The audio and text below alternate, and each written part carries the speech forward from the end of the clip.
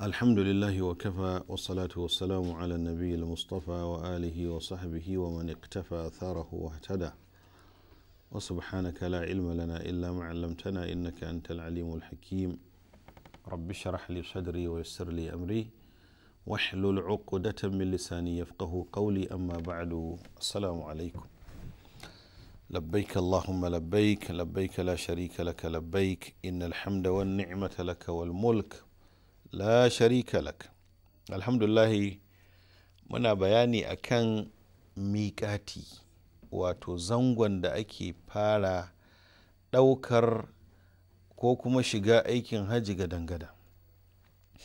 Mun yi bayani akan waɗannan gurare da kuma yadda ya kamata alhaji ya ɗau wato haramarsa ta aikin hajji da kuma bayanin ya kamata alhaji iginda ya sharaɗi musamman idan yana tunanin wata matsala za ta iya taso masa ko ta rashin lafiya ko za a iya tare shi kamar da Allah ya ce fa in uhsirtum famastaysara min alhadi.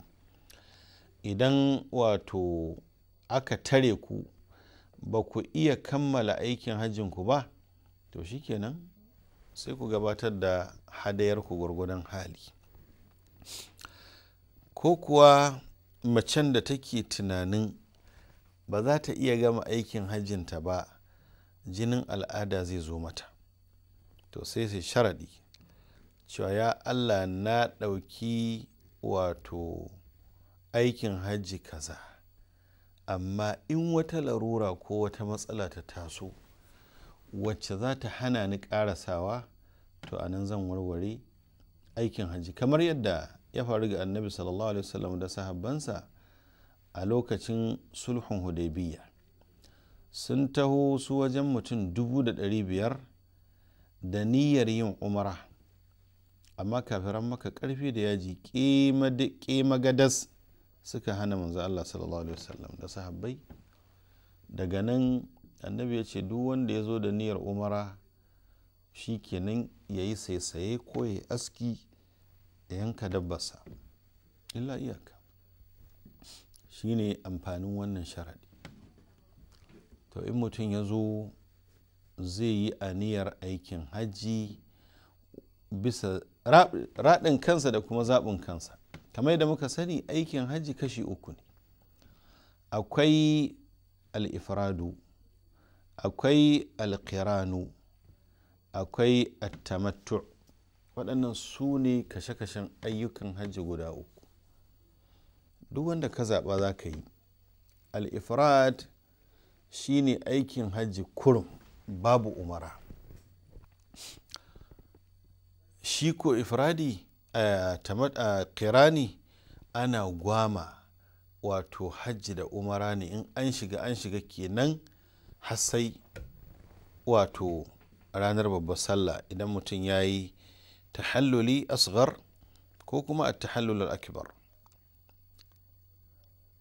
Tamattu'i shi ma aikin hajji da umara ne sai dai shi ana sararawa mutum ya umara zai cire gaba ɗaya kayan ihraminsa ya zauna ya sarara ya dawo kamar mazaunin garin Makka ci gaba da harkokinsa har zuwa ranar 8 ga wata.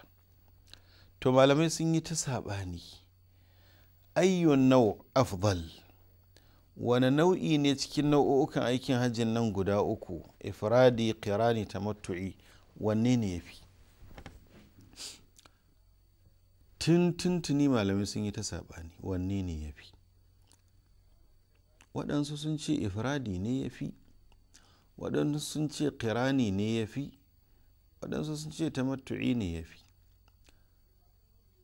Misali mafi yawan malamanmu na malikiya suna ganin ifradi ne yafi, waɗansu kuma suna ganin tamattu'i ne yafi, wasu suna ga ƙirani shi yafi kowanne wahala domin shi ƙirani gwama hajji da umara ne sannan kuma dole mutum ya yanka na hadaya kuma irin sa manzon Allah sallallahu alaihi wasallam.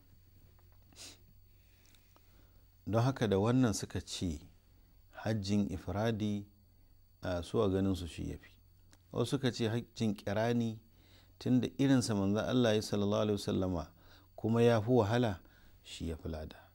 Wasu suka ce a tamattu'i shi ya fi sauƙi, kuma manzon Allah sallallahu alaihi wasallama ne ya sa sahabbansa mafi yawansu wanda bai koro dabbar hadaya daga hillu ba, daga wajen harami, to kawai ya tamattu'i. Kuma matansa da mafi yawan sahabbansa duk tamattu'i suke.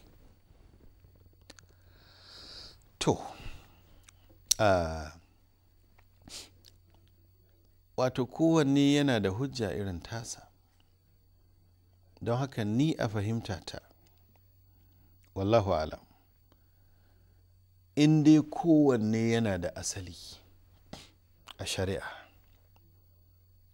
kuma ya tabbata, duk wanda mutum ya yi ya danganta da niyyarsa da ikhlasinsa da kuma ƙoƙarin tabbatar da wato abubuwan da ke mai da hajji ya zama almabrur. Wannan fifikon yana ga ikhlasi, yana ga tauhidi, yana ga wato kwaikwayon manzan Allah sallallahu alaihi wasallam da kaucewa wato arrafathu wal fusuq, kwarkwasa da kuma fasikanci. Illa iyaka wannan kuma Allah ne subhanahu wataala zai hukunci, saboda wannan zai sa a yi ta jayayya da musu da tankiya, kowa kuma zai kawo dalilansa.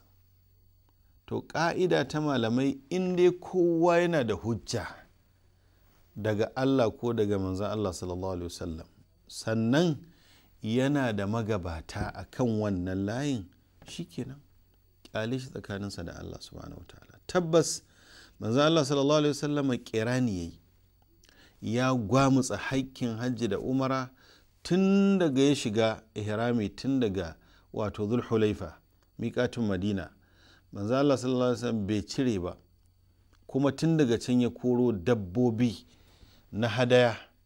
Manzo Allah ya sadaukar da dabbar hadaya a aikin hajjinsa ɗai har guda 100, dabba 100 da hannunsa mai tsarki da daraja ya yanka ko ya soke dabba 63,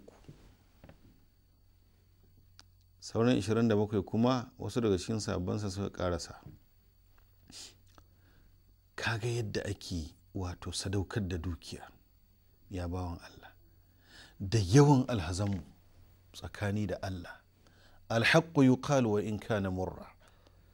Mafi yawan alhazanmu sun makale wa ifradi saboda rowa, saboda kyashin dabbar da za su saya su yanka su yi hadaya. Sai mutum ya maki kudinsa ya ce shi ifradi zai yi, yawa Allah rowa. In Allah ta jarraba sa a sace guzurin ma, saboda niyyarsa ta ɗaukan ifradi ba dan Allah ba ne. Amma manzo Allah sallallahu alaihi wasallam kirani yayi. Amma dukkanin wanda bai koro dabbar hadaya daga hillu ba, to manzo Allah ya ba da umarnin ya mai da hajjinsa ya zama umara, ya yi tamattu'i.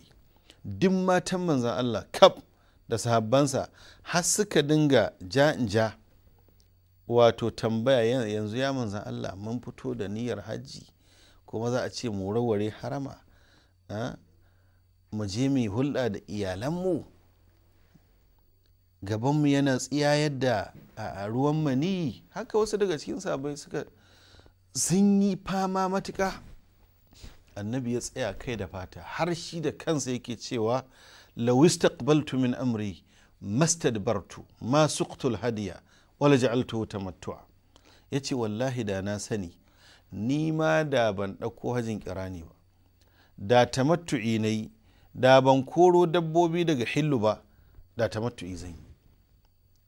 An ce mutum 3 ne rak suka yi hajjin kirani, shi manzon Allah sallallahu alaihi wasallam da wato Abu Talha da kuma sayyidina Ali radiyallahu ta'ala anhu. Duk da cewa shi Aliyu ba da shi aka fito ba, da annabi ya tura shi wani aiki wajejen Yaman, daga can ya tazarci ya wuce ya riske annabi sallallahu alaihi wasallam. Sai ya tambayi wani irin aikin hajji manzon Allah ya ɗauko, aka ce masa qirani, ya ce to shi ma. Amma shi tamattu'i tsakani da Allah ya fi sauƙi, ya fi dacewa kuma da mutanenmu kaf da rauni irin namu. Domin idan aka samu akasi, misali an tafi da kai kana daga cikin alhazan farko, an kai ku tun 1 ga watan zulqa'ada ko kuwa tun sati 1 a cikin watan zulqa'ada, kaga wajen sati 3 za ka yi, sannan a shiga zulhijja a yi sati kwana 10 nan, wato sai kai wajen kwana 40 da tufafin ihrami a jikinka. Duk wannan abin da aka haramta maka na mai harama suna nan, abubuwan nan guda 7. Na farko, ba za ka sa kaya irin na al'ada ba, al-makhit. Sannan ba za ka ɗaura aure ba, ba za a ɗaura maka aure ba, ba za ka nemi aure ba. Sannan bai halatta kai farauta ba. Sannan ba za ka sa turare ba, ba za ka yi aski ba, ba za ka yanke farce ba. To waɗansu kuma da yawa ba sa iya cika waɗannan abubuwa. Wanda duk ya shiga harama kuwa, waɗannan abubuwan suna nan haramu a kansa, kamar da Allah subhanahu wata'ala ya faɗa a cikin suratul ma'ida. To don kaucewa wannan takurar, na Aisha take cewa ma khuyyira rasulullahi sallallahu alaihi wasallam baina shay'ain ithnaini illa ikhtara aysarahuma ma lam yakun ithma. Ba a taɓa bai manzon Allah sallallahu alaihi wasallam zaɓi tsakanin abu biyu ba, sai ya zaɓi wanda ya fi sauƙi. Kuma Allah subhanahu wataala da kansa ya ce yuridu Allahu bikumul yusra wa la yuridu bikumul usr. Allah subhanahu wataala sauƙi yake nufi da ku, baya nufin tsanani. Ma ja'ala alaikum fid dini min haraj. Allah bai sanya muku kunci a cikin addini ba. Don haka hajjin tamattu'i wato huwal aisar wa huwal ashal, shine mafi sauƙi kuma mafi sassauci, kuma wanda mafi yawan sahabban manzon Allah sallallahu alaihi wasallam suka yi.